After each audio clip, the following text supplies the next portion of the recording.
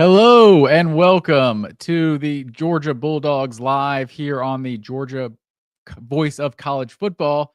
I'm your host, Matt Green. I appreciate everyone tuning in and everyone who's joining us live this week. Please like, share, and subscribe and all that good stuff. Good stuff. You got something to say? Throw it in the live chat, and I might talk about it on the show. We'll see. We'll see if it's a good comment. I'm not just gonna say anything. It's got to be worthwhile. But yeah, we love for you to join on. You can follow me on Twitter at Matt_W_Green. And yeah, let's go ahead and get started with Georgia Bulldogs live this week.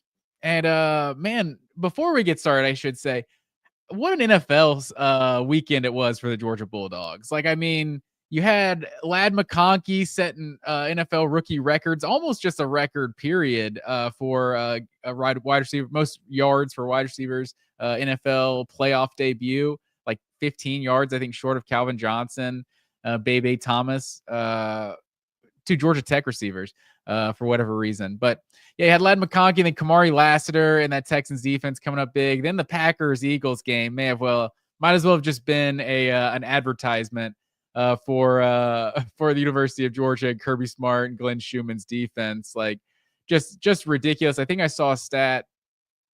There's 28 former Georgia Bulldogs playing in the playoffs this year, and 21 of them were on the 2021 national championship team. Man, that roster was just absolutely stupid with how loaded it was, and you're seeing what those guys can do at the next level. And then Stafford last night as well. The Rams getting the win. Sorry if my voice jumped there. Stafford's my guy. For those of you who know, Stafford's always been my guy. He did avoid Detroit this round because Detroit, I low key rooted for him when they had Stafford for all those years, but wasn't able to avoid my two UGA interests with the Rams facing the Eagles next week. It'll be another game where I'm sure the University of Georgia will get mentioned once or twice or 10 times during that broadcast. But yeah, excellent week in terms of watching NFL. For those of you, that's kind of how I am. I kind of watch the NFL through a UGA lens. I don't live and die with an NFL team. I'm just watching for those former Georgia players to show out. So it was definitely a good weekend for that.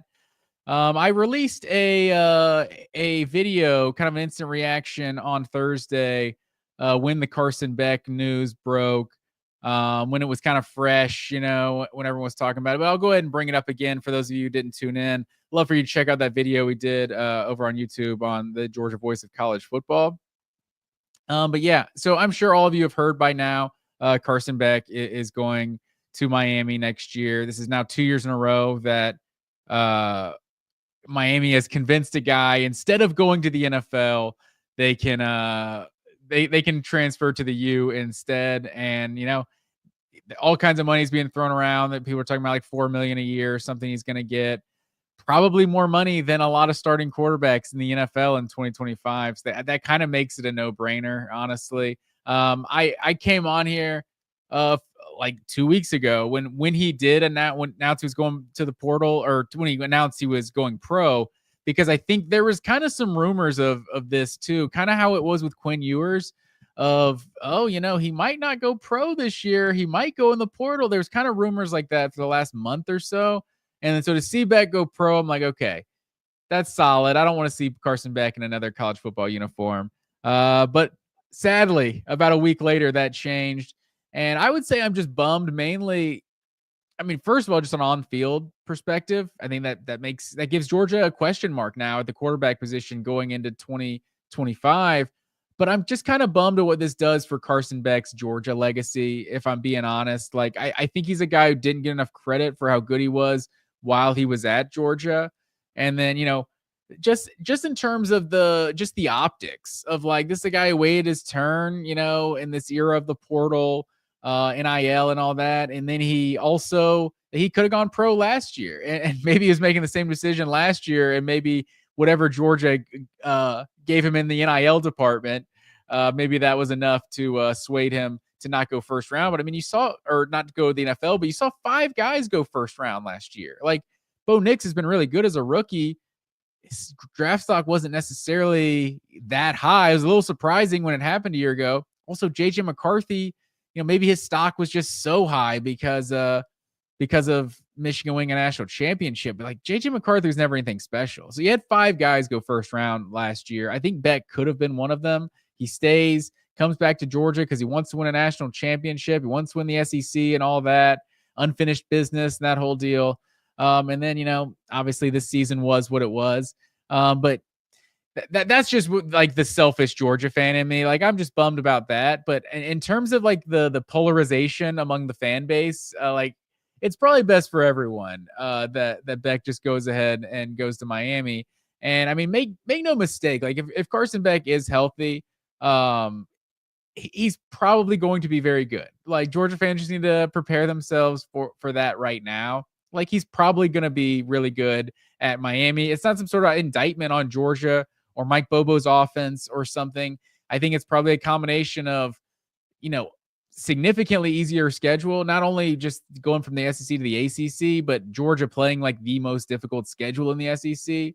Like, it's going to be significantly easier competition. I think that's safe to say. You can call it disrespect for the ACC if you want.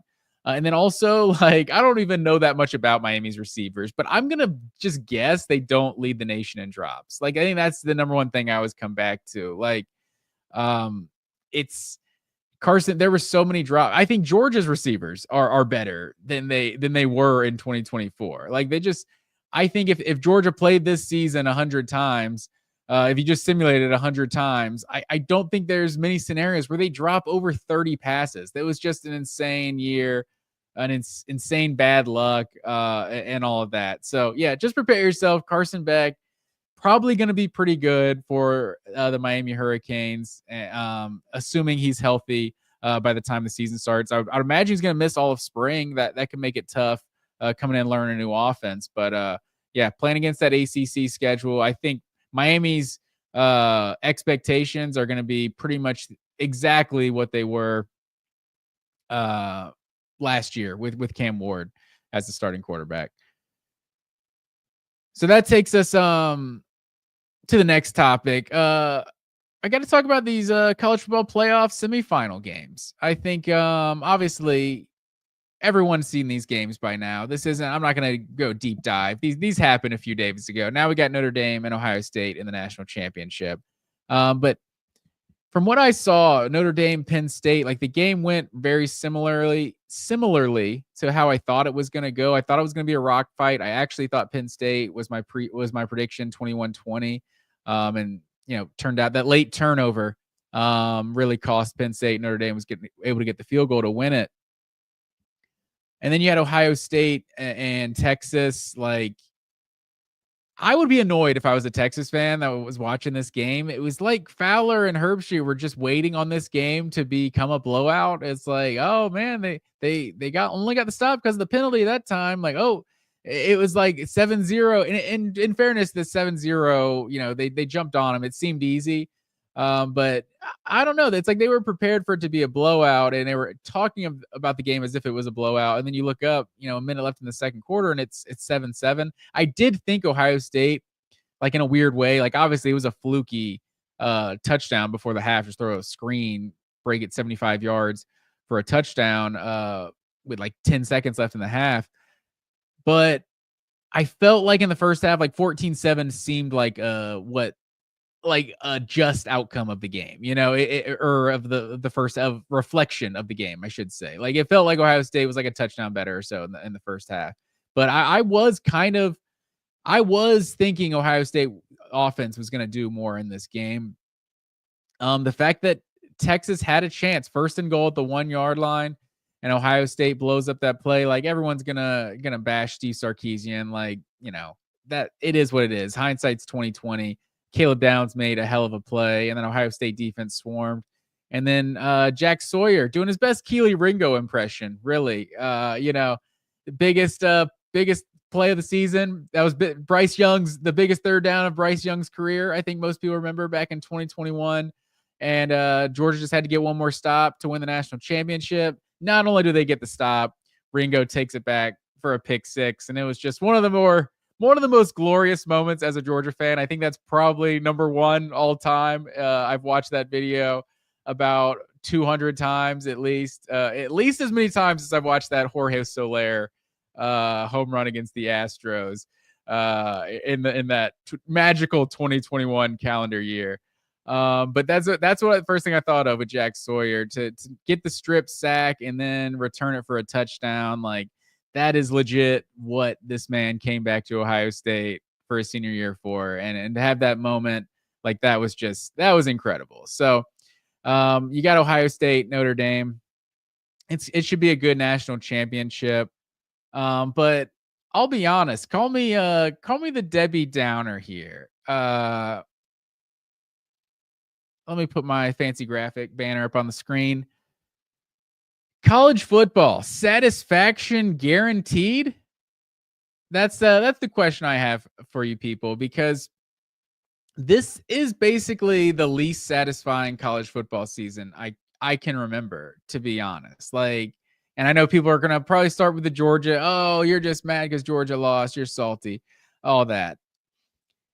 It was just, I felt like the 12-team playoff, and I'm a 4-team playoff advocate. You know, I admit that. I've accepted the 12-team playoff, but I mean, this year, I feel like people are talking like, oh, there's no chance we get this in a 4-team playoff, Notre Dame, Ohio State. But I mean, you look at how it would have been seeded if we actually had a 4-team playoff. Like, we penalize teams that lost conference championships all the time. Like, you go back to 2017, Auburn was number 2, lost the conference championship. Alabama moves up to number 4. Auburn drops to like 5 or 6. Like, an Alabama team Auburn beat that year, they had no problem jumping them ahead. So teams have been penalized for losing conference championships. So I think the first 3 were obvious. It was going to be Oregon, Georgia, Notre Dame, I think, was the obvious third one. So I'm not sure why people are talking like Notre Dame wouldn't have been up there. And then I think there's an argument that Ohio State would have been the 4, because I think Texas and Penn State's resumes compared to Ohio State's, it would have come down to really Ohio State versus Tennessee.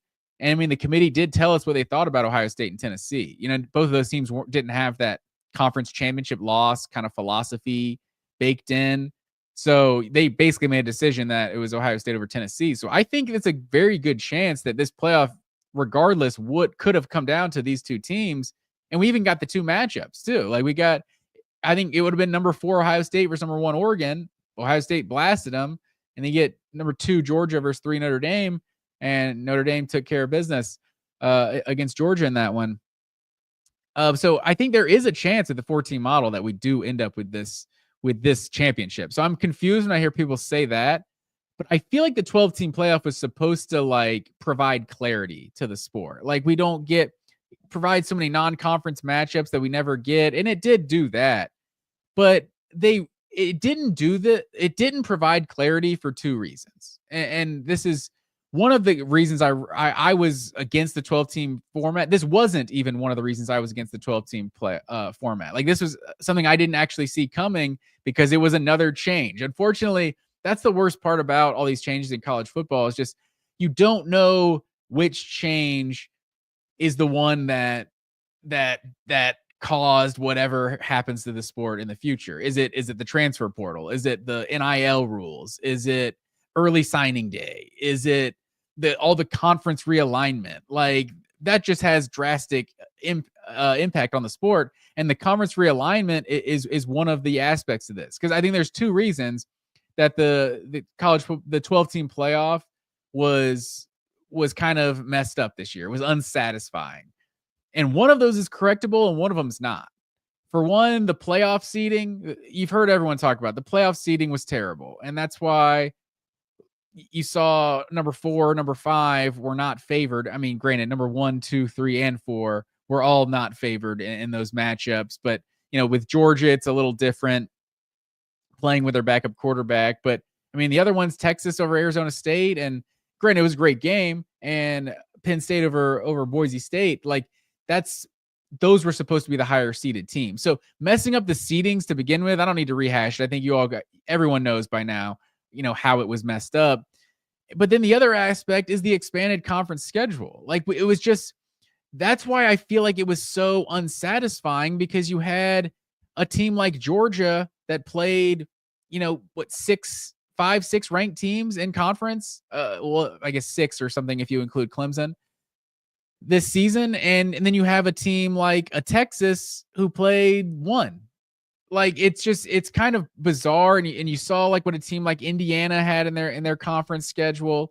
And that's probably the reason they were able to get to the college football playoff. So I just I felt I came away with this thinking this is the most unsatisfying season that I can remember in college football, mainly because I don't know how good anyone is. Like, we're still sitting the day before the national championship, or the week before the national championship, and I still don't know how good anyone is really this season. Like, this is the best year that James Franklin and Penn State have had, ever, right? Like, this is the most they've achieved, getting to the college football semifinals, one win away from the national championship game. They proved absolutely nothing. Like, all the knock on big game James Franklin was that he couldn't beat the elite teams. He couldn't beat Ohio State and he couldn't beat Michigan. And so this year he didn't have to play Michigan. But he couldn't beat Ohio State. He played them close, but they played him close a good bit.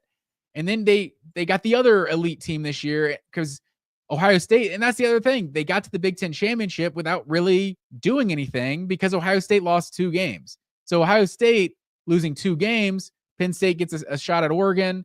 So they've now played 2 good teams, and they lose to both of them.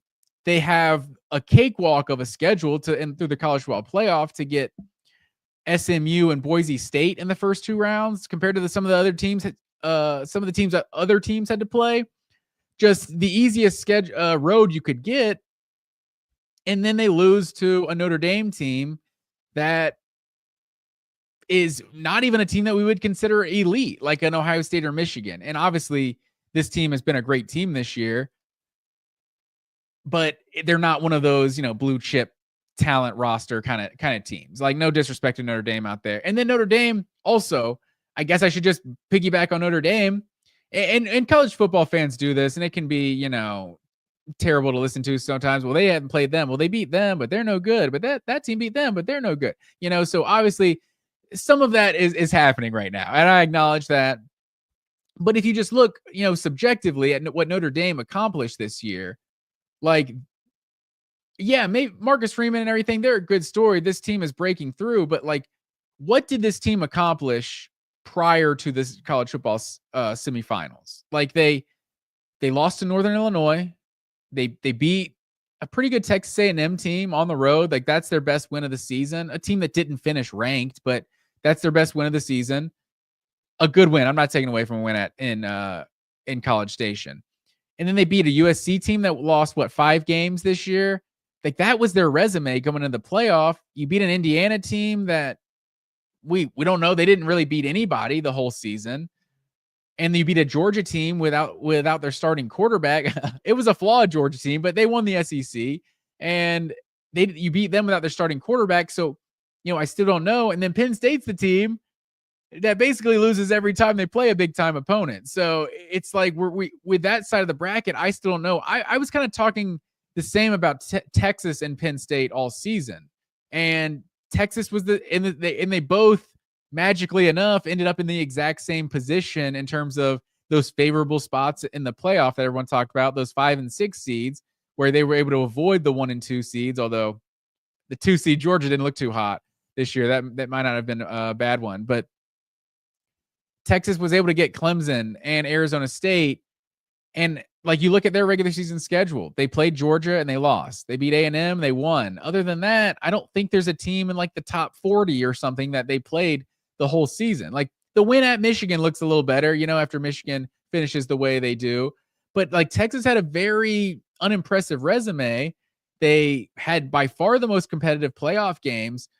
So it's like, I still walk away, and they played Ohio State tough. Like, Ohio State, playing Ohio State closely is one of the more impressive things they did this season. And so, like, I walk away from Texas's year, like, I talked about it so many times that they played the 10th, 11th, 12th, 13th, 15th, and 16th teams in the SEC this year. It was and then Texas A&M and Georgia.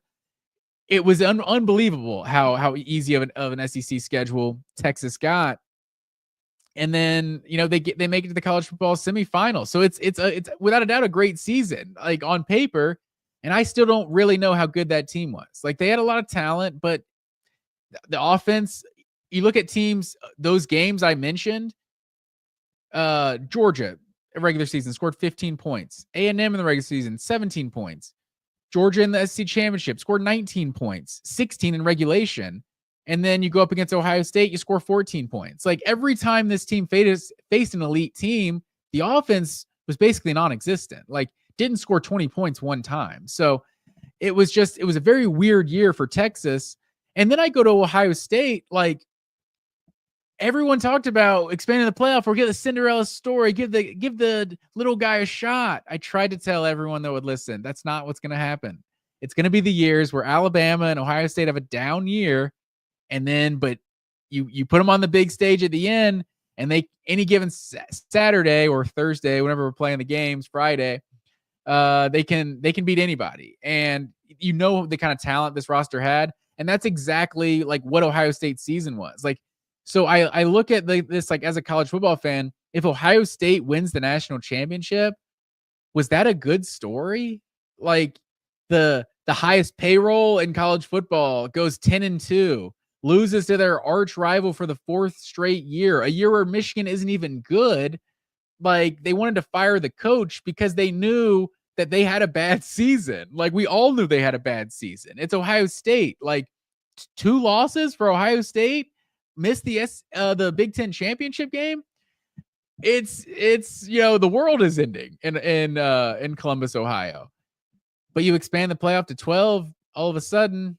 Now this team, you stack them up on the field and they can beat anybody. And right now they look like the best team in college football. So like, am I going to feel like the best team in college football didn't win the national championship if Ohio State wins? No, that was a double negative. But I do think if Ohio State wins the national championship, they've looked like, when they've looked good, that's what I should say. Their best has looked better than anyone else in college football. But I'm just thinking to myself, is this what we wanted? And like I said, the 14 playoff, there's a chance they still get in that 4 seed with 2 losses because this was a weird year. A lot of 2-loss teams up there at the top.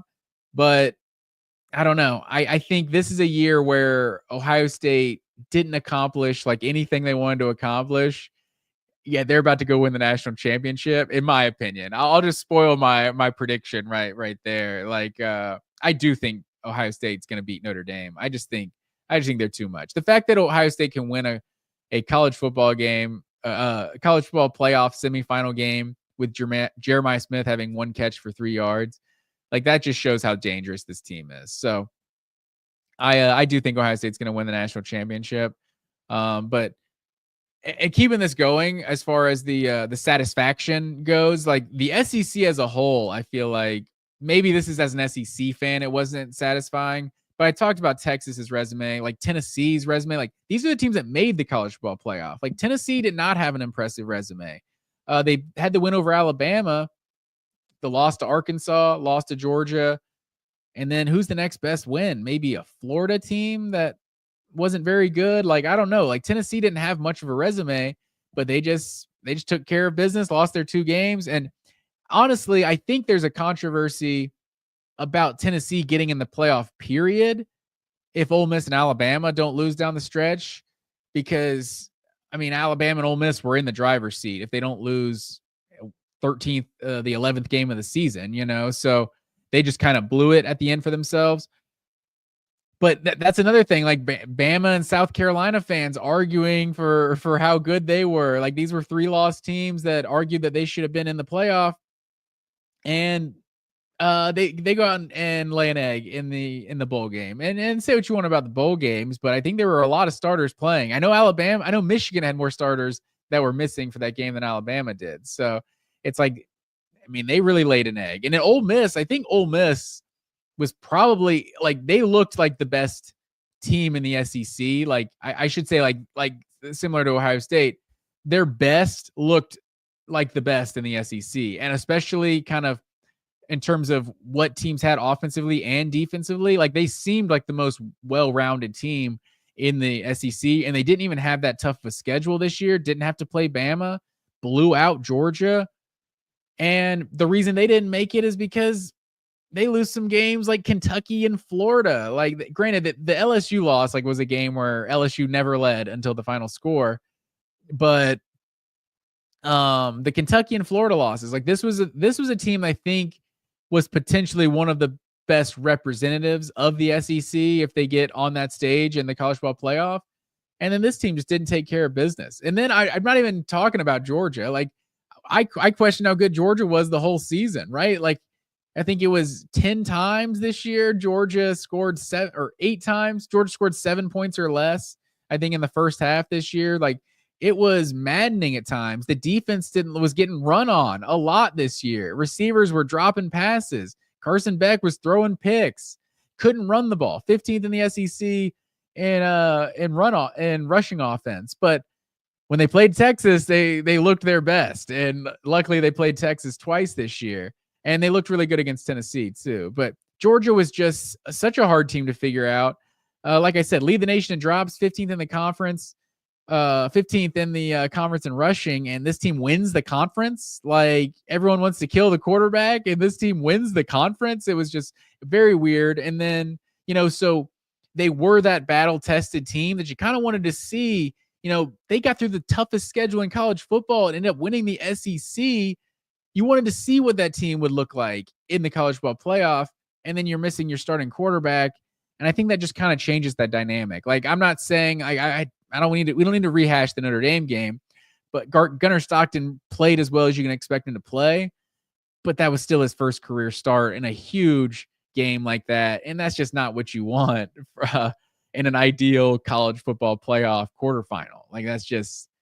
That's not the game plan. That's not how you'll draw it up. So yeah, I just felt like from so many perspectives, it was a very unsatisfying season in college football this year. So I think, next year when they take care, I think they can take care of that next year of the top 4 seeds. There's no automatic qualifier for being a top 4 seeds. Keep the 5 conference champs if you want to do that, but no automatic seeding. I think that's where they messed up.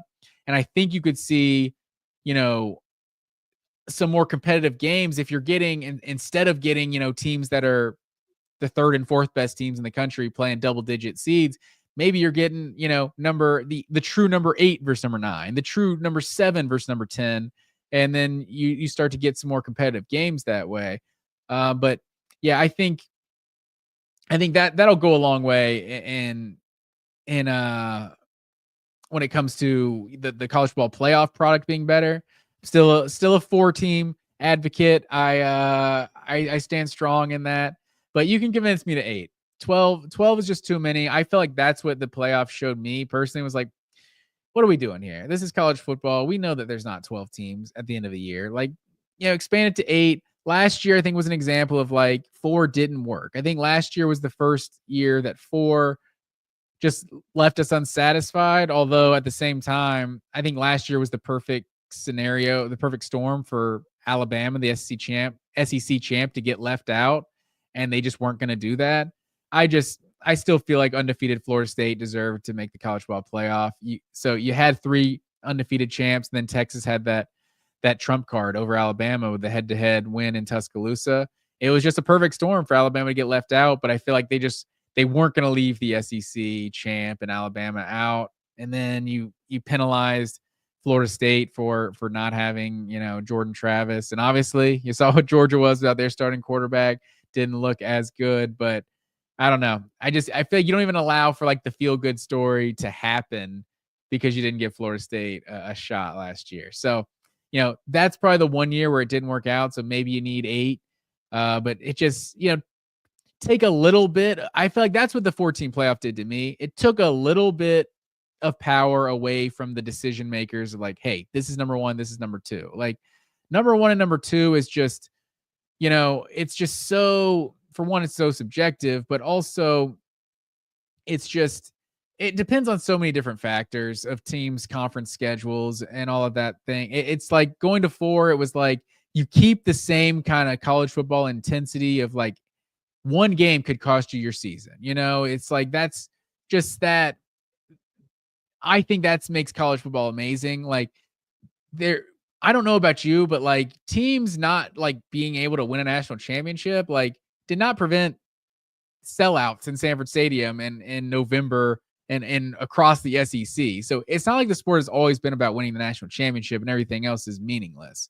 So I didn't understand that. I felt like we added value to the late season to the number 8 versus number 14 type of games, but we took away value from those top 5 matchups. And those top 5 matchups are what make college football. Like we had the Big Ten and the SEC, the two super conferences in college football right now, we had 2 top 5 matchups that would have been win or go home. Like you're in the college football playoff or you're out. And that would have just been a way more intense, just atmosphere. I mean, obviously the Georgia Texas game was great, but I talked to a lot of people about it. Like before the game, it was a weird vibe that both of these teams season are not over. It's going to kind of determine seeding. You get the 2 seed, or you get the 7 seed. It's a very weird dynamic that these teams didn't have to win this game. And I think in order to make the top 10, top 15 matchups better, you diluted the top 5 matchups, and those are the rarity that we love to see in this sport.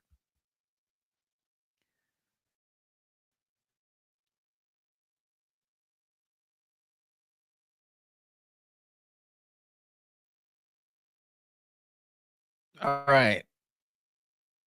Moving on here.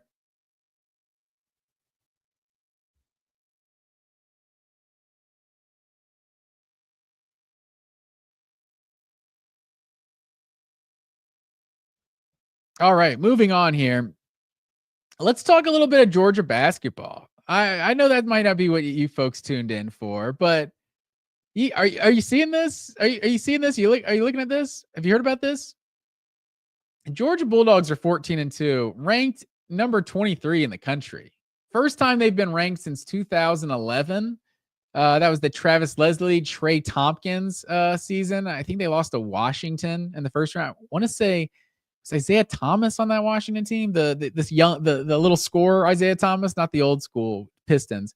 I want to say that was that team. That's one of those what if situations to me, because Leslie and Tompkins went pro that year, and then the next year, and I don't think Leslie was drafted. They may have both been drafted like second round or something. And then Contavious Caldwell Pope, KCP, came to Georgia the next year. If you could add all 3 of those guys, that team was either a 7 seed or a 10 seed. I know they were in that 7-10 game. But yeah, that could have been an interesting one in 2012. But yeah, right now, Joe Lenardi has this team as the 7 seed in the NCAA tournament. Haven't made the tournament since 2015. So it's been a while for the Georgia Bulldogs. But watch out. Some people try to claim everything school. Watch out for those Georgia Bulldogs. Win national championships. Now you got a top 25 basketball team. The baseball team is preseason top 5. I'm excited to see what Georgia does. And that 2015, that was the JJ Frazier, Yonte Mayton years that they made that one. I think they lost to Michigan State in the first round. I want to say that Michigan State team went to the Final Four that year. So yeah, that's about all I got for the Georgia basketball. This stretch they're in right now is going to be really interesting. They have the back-to-back wins over top 25 teams with Kentucky and Oklahoma, and then they play Tennessee on Wednesday, and then Auburn on Saturday. So Auburn, the number 1 team in the country. That'll be really interesting. So just watch out for Mike White and those Georgia Bulldogs. They're making some plays on the hardwood.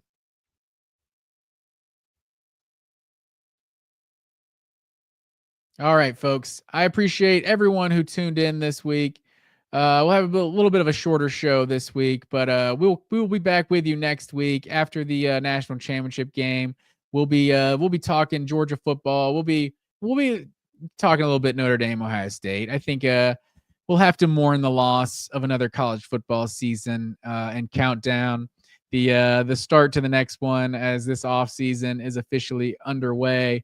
But yeah, I think the transfer portal and all that stuff is mostly calmed down. And now that Carson Beck, this is the last big domino. So I think now you're going to start to see. I think there are still a couple guys that could end up in the portal, but and Georgia could add here in the spring. But yeah, until next time, I appreciate everyone tuning in. Once again, please like, share, and subscribe to the channel. We always appreciate that. Give me a follow on social media. That stuff always helps. So thanks everybody, and go Dogs.